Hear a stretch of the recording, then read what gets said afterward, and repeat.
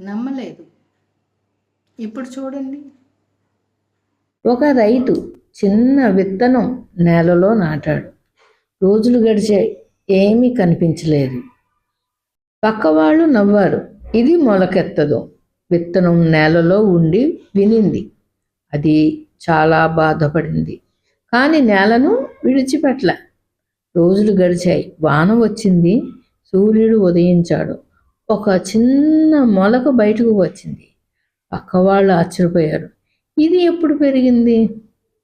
విత్తనం నిశ్శబ్దంగా అనుకుంది, నేను బయట కనిపించకపోయినా లోపల పని ఆపలేదు.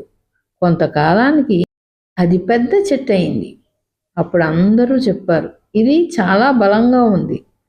చెట్టు నవ్వింది, నేను బలంగా పుట్టలేదు, నేను బలంగా నిలబడ్డాను. దీని నీతి ఏంటి?